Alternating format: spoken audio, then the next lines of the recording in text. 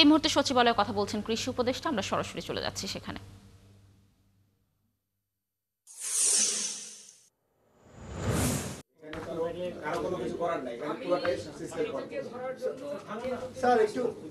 আমরা প্রশ্ন থাকি যখন দিলাম স্যার, আমি একজনকে নিয়ে আসলাম পরিচিত, আমি এটাকে ধরতে হলে আমাকে ঢুকতে হবে। আমি পরিচিত নিয়ে এসে তাকে বললাম আপনি সাবমিট করেন। দুবার তিনবার দিল, যখনই দেয় চুপ করে ওরা ভিতর ভিতর দিয়ে দেয়, পরে ওরা কি আর দেয়। আমি ব্যাপারটা বুঝলাম যে স্যার এখানে এখানে পছন্দ করবো। আচ্ছা ঠিক আছে, আপনি এটা আমাকে ডিএর কে দেয়? কে কে কে কোয়ারেন্টাইনে কে আছে? আপনি ওই যে একটু কাইন্ডলি একটু যাবেন ওই রহিমের কাছে, যে উনি যে কথাটা বলতেছে রহিম তার ওনার স্যাটিসফ্যাক্টরি উত্তর দিব, তা না হলে রহিমটা আমার কাছে নিয়ে আসবেন।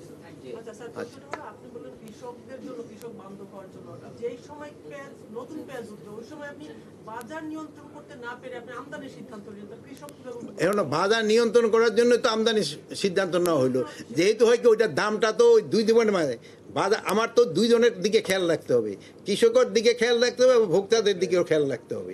এই ভোক্তাদের দিকে খেয়াল রাখ, বাট এটা আমরা ধরেন যে এই পেঁয়াজের দামটা যদি 70-এর মতো থাকে তবে হলো সবার জন্য সুবিধা, ভোক্তার জন্য সুবিধা আর এই কি বলে কৃষকের জন্য সুবিধা। এখন এটা যে বেশি দাম বেড়ে যায় সেই সময় হলো ভোক্তার জন্য অসুবিধা, কৃষকের জন্য সুবিধা। বাট আমার হলো একটা ব্যালেন্স রাখতে হবে, কোন জায়গায় গেলে দুজনের সুবিধাটা পায়। স্যার আপনি বলছেন যে কারসাজি হয় এবং এটা নতুন বলছেন না, অনেকদিন ধরে বলছেন, আপনি স্বরাষ্ট্রমন্ত্রী উপদেষ্টাও বটে।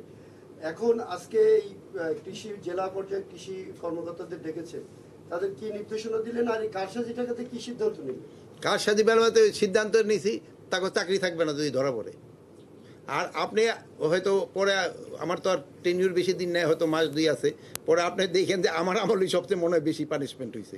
এত পানিশমেন্ট এর আগে কোনো দিন হয়েছে কিনা আপনারা বিভিন্ন দেখে পরে হয়তো যাওয়ার পরে হয়তো শোনেন, যাওয়ার পরে আবার ওই জাগো পানিশমেন্ট হয়েছে তাগো পক্ষ হয়ে দেখবেন আপনি আমার বিরুদ্ধে